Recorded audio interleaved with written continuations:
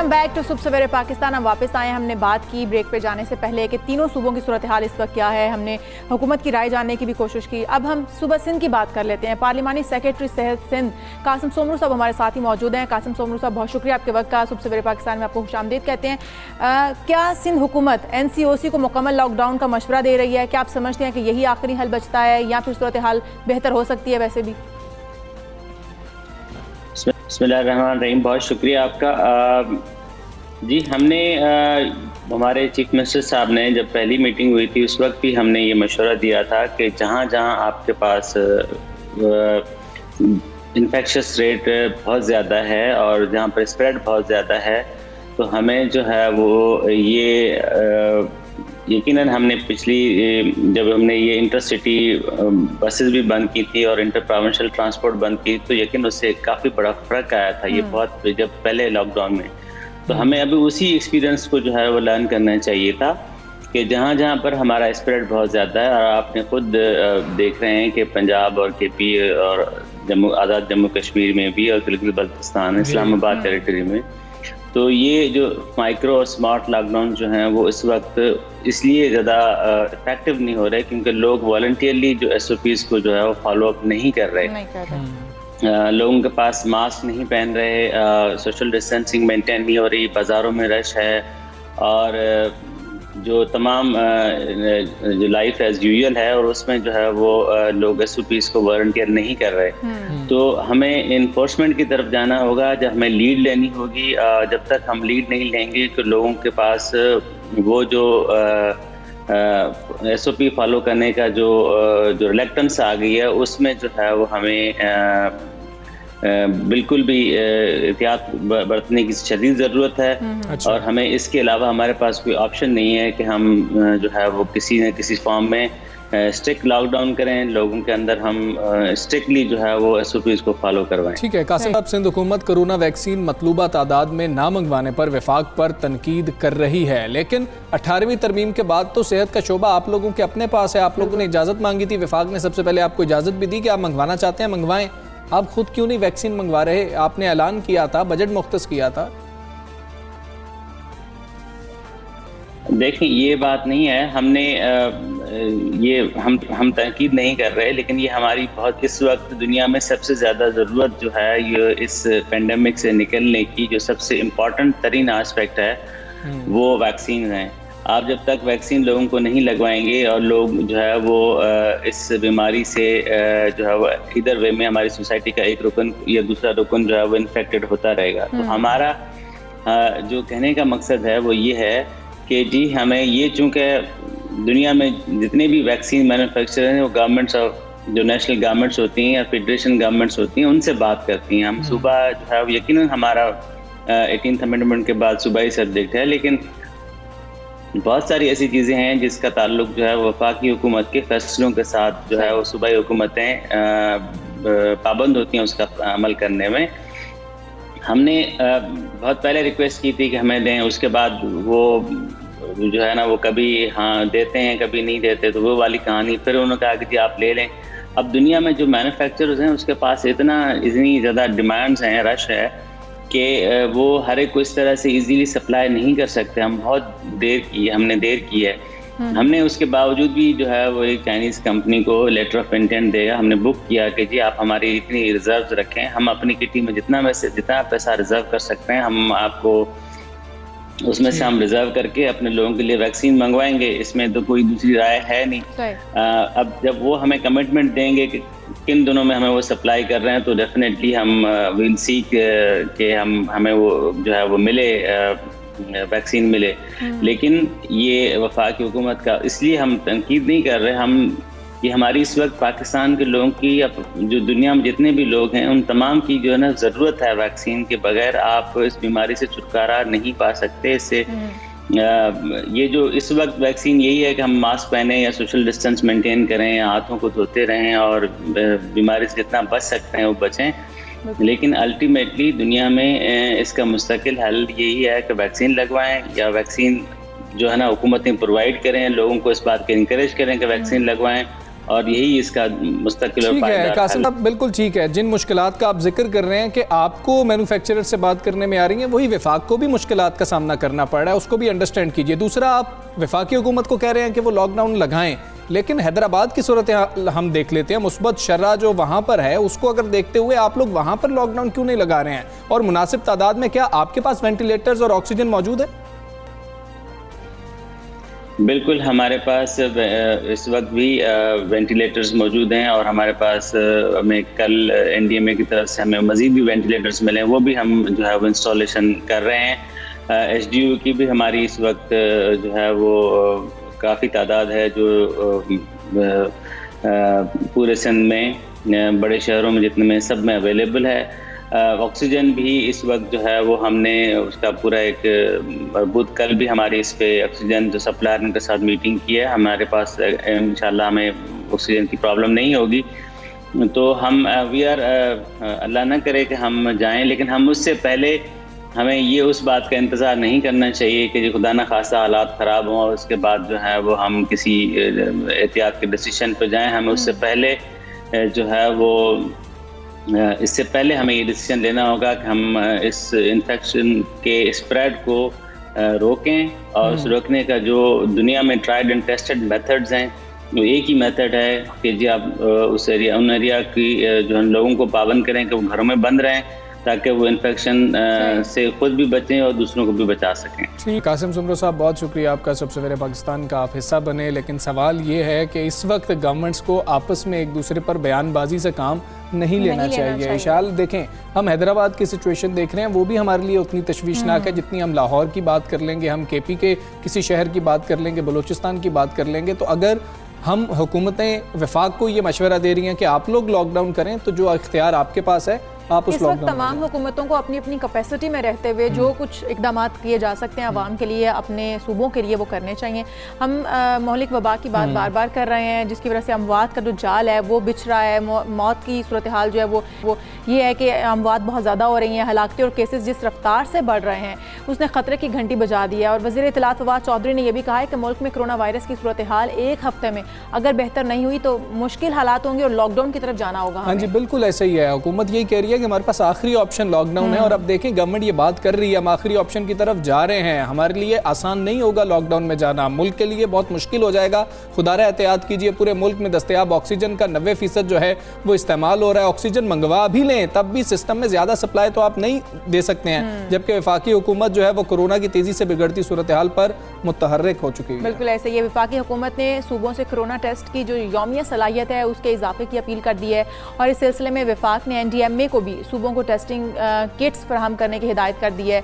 NCOC का कहना है कि कोरोना की शिद्दत में मुसलसल इजाफे वाले जो शहर हैं वहाँ पर लॉकडाउन लगा दिया जाए तो ज़्यादा बेहतर होगा। हाँ, लॉकडाउन का फैसला जो तमाम मुतल्लिका हुकाम है उनकी मुशावरत से किया जाएगा। और इशाल हम यही बात कर रहे हैं कि हमने देखा था कि पहले ये कहा गया था, शेख रशीद साहब ने कहा था कि जी 3 सूबे और वफाक जो हैं वहाँ पर तो है फ़ौज की मदद जो है वो तलब कर ली गई है, फ़ौज को जो है बुलाया गया, पाक फ़ौज को। बाद में सिंध की जो वज़ारत दाखिला, सूबाई वज़ारत दाखिला, उसने भी ख़त लिख दिया। लेकिन डॉक्टर्स क्या सोच रहे हैं, जो हमारे फ्रंट लाइन वॉर हैं वो क्या सोच रहे हैं इस हवाले से? वो क्या समझते हैं कि क्या फ़ैसले होने चाहिए, उनको किन मुश्किलात का सामना अस्पतालों में करना पड़ रहा है? हमारे साथ मौजूद हैं डॉक्टर फैसल महमूद साहब, उनसे बात करेंगे। डॉक्टर साहब अस्सलाम वालेकुम, गुड मॉर्निंग। इस वक्त मुल्क में कोरोना मरीजों के लिए ऑक्सीजन पॉलिसी आप लोगों को ठीक लग रही है? और केसेस बढ़ने की सूरत में क्या पाकिस्तान को ऑक्सीजन का जो है कमर्शियल इस्तेमाल कम करना होगा? आप क्या समझ रहे हैं? आप लोग हालात को सामने से देख रहे हैं, सबसे पहले देख रहे हैं। देखिए, ऑक्सीजन की अभी हमारे पास कमी नहीं है, मगर बिल्कुल हम अपनी कैपेसिटी पे हैं ऑक्सीजन की। अगर इसकी मज़ीद ज़रूरत पड़ती है ऑक्सीजन की तो बिल्कुल जो इंडस्ट्री, जो सनत है, वहाँ से ऑक्सीजन पे लेके हम मेडिकल सप्लाई में दे सकते हैं। उसके साथ साथ दूसरी भी चीज़ें कि ऑक्सीजन की कुछ जो चीज़ें होती हैं अस्पताल में, जैसे कि सर्जरी हो गई, हम उसको भी लिमिट किया जा सकता है ताकि वो ऑक्सीजन हम लोग कोविड पेशेंट्स के लिए इस्तेमाल करना शुरू करें। साहब, फवाद चौधरी ने भी ये कहा था कि वेंटिलेटर बनाने में पाकिस्तान खुद कफील हो चुका है, अब हम खुद वेंटिलेटर्स बनाएंगे। अस्पतालों में वेंटिलेटर्स दस्तयाब फिर भी क्यों नहीं है? क्यों हम अभी तक इस कमी का शिकार हैं?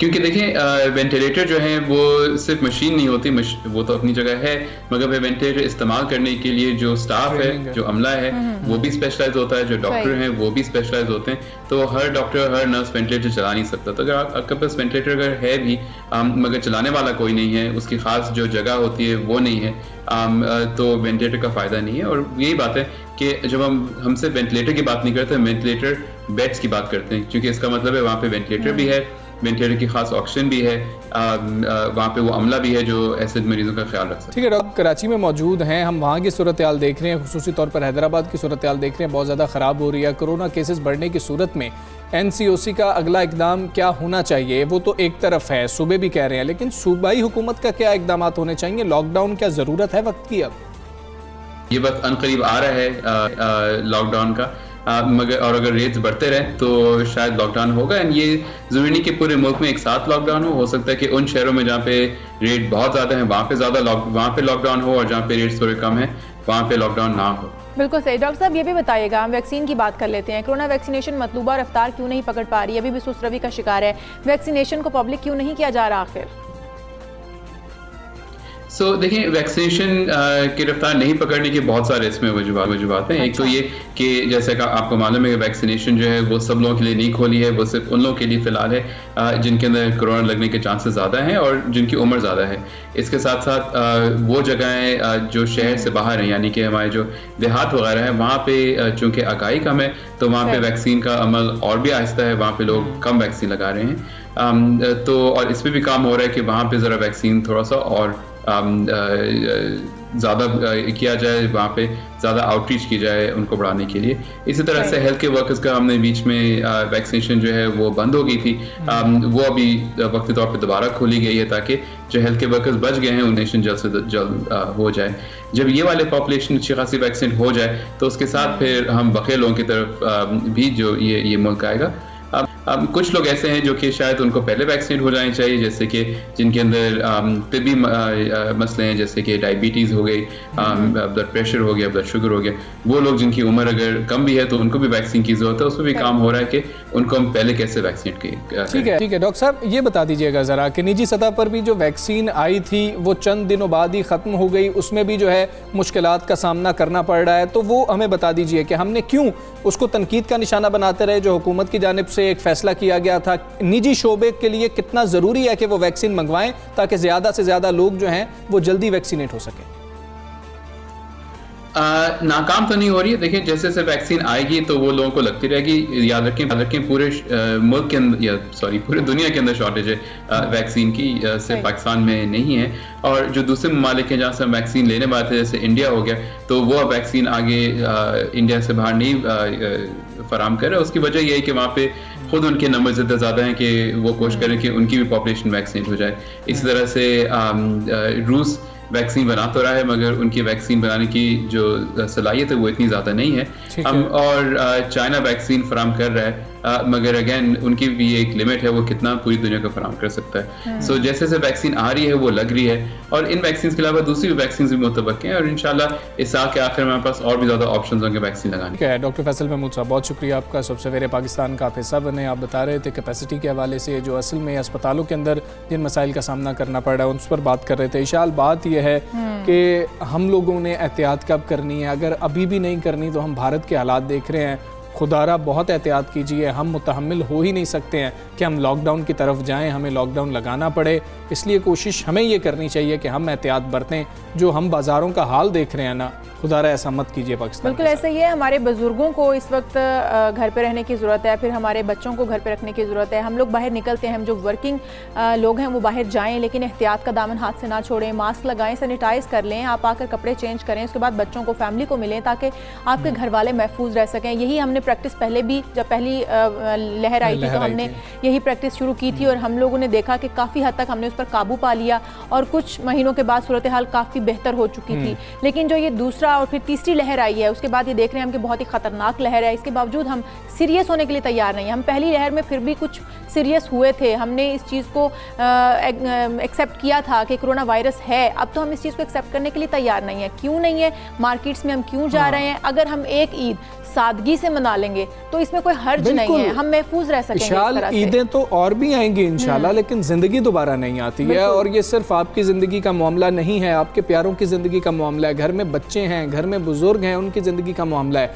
खुदारा एहतियात कीजिए। और जो ग्राफ हमारे साथ शेयर हो रहे हैं, जो डेटा हमारे साथ शेयर हो रहा है, अब ये बात इंटरनेशनली की जा रही है कि पाकिस्तान और भारत को अगर देख लिया जाए तो इनका कंपैरिजन किया जाए तो 2 महीने का फ़र्क निकाल रहे हैं जो एक्सपर्ट्स हैं कि 2 महीने बाद पाकिस्तान में सूरत हाल ख़राब हो जाती है। यही टाइम है एहतियात का। अगर हम अभी एहतियात नहीं करेंगे तो पता नहीं, सूरत हाल बहुत ज़्यादा ख़राब हो सकती है। अब हुकूमतें अगर आपको हाथ जोड़ के कह रही हैं कि अब आप लोग एहतियात कर लें, अब हुकूमत आपको क्या करे? घरों में बंद तो नहीं कर सकती, आप लोगों को खुद समझना होगा। जिस तरह हमारा ये त्यौहार है ईद का, हम इसे बड़े खुशी से मनाते हैं, इसी तरह से एक जो त्यौहार है वो भारत में भी मनाया जाता है, जिस त्यौहार पे इतनी आवाम जमा थी जिसकी वजह से कोरोना इस शिद्दत से फैला है। अब आगे बढ़ते हैं, मेरे ख्याल में हम बात कुछ कर लेते हैं कराची की, जिसके हल्के NA 249 में ज़िमनी इंतखाब का मैदान सजने वाला है।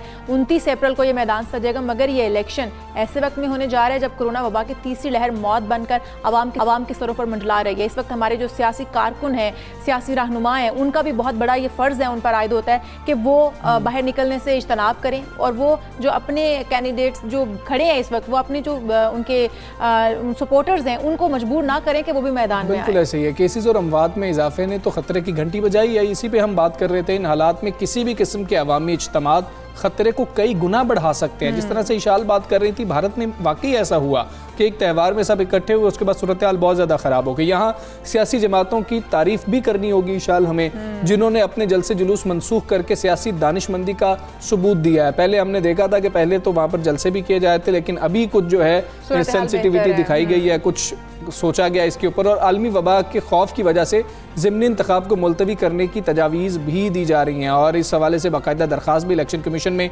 जमा करवा दी गई है। इसी हवाले से बात करेंगे। हमारे साथ सीनियर सियासी तज्ज़ियाकार सईद काजी साहब। काजी साहब अस्सलाम वालेकुम, गुड मॉर्निंग। कोरोना सूरत हाल के पेश नज़र सियासी जमातों का अपने जलसे मुलतवी करने के फैसले को आप कैसे देख रहे हैं? कितनी ज़रूरत है इस वक्त कि हमारे जो लीडर्स हैं वो इस चीज़ को अंडरस्टैंड करें ताकि लोग भी इसको सीरियस लें? बड़ा पॉजिटिव है। जलसों से और क्या निकलना था, या इन जलसों के क्या मकासद थे? जलसों की ज़रूरत तो होती है और बहुत ज़्यादा ज़रूरत है, मगर ये अवामी मसाइल के लिए तो जलसे थे नहीं। ये तो इक़्तिदार की जंग के जलसे थे, मैनेज जलसे थे। तो अच्छी बात है, आराम करें और देखें और मिल के अगर लड़ सकते हैं इस वबा से तो हम लड़ें। और ये I think it is positive. जी सईद कादी साहब, हम देख रहे हैं कि जलसे जुलूस तो मुलतवी हो गए, क्या कोरोना की मौजूदा सूरत हाल में ज़िमनी इंतखाबात होने चाहिए? क्या ये भी मुलतवी नहीं हो जाने चाहिए?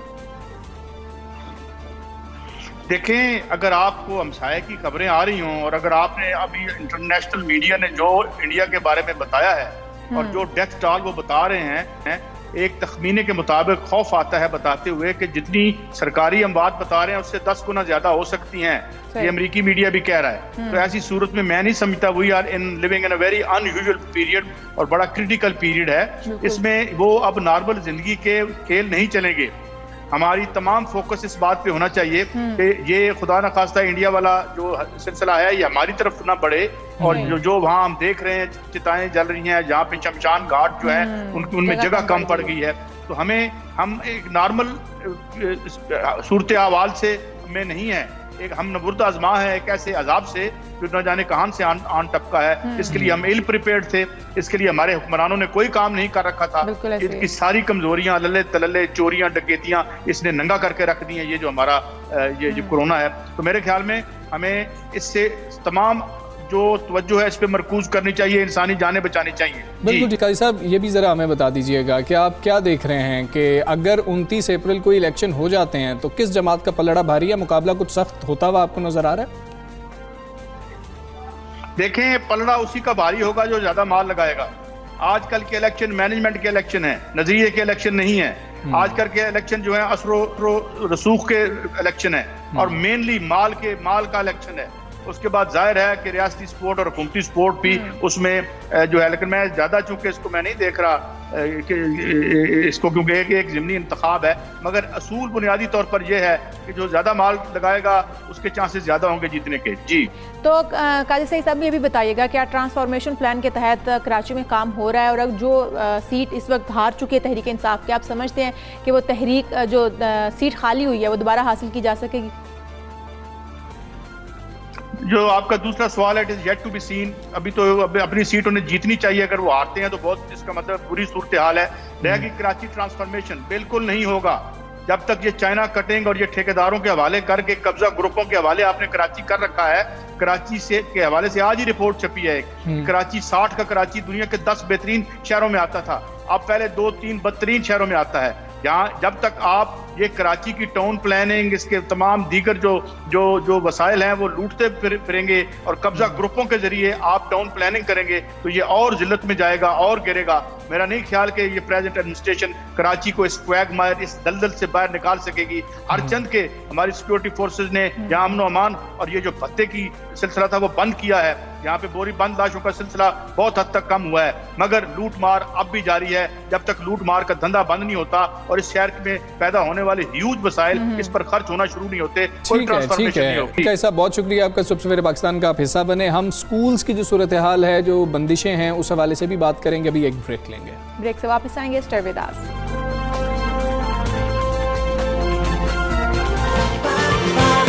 सुबह सवेरे पाकिस्तान।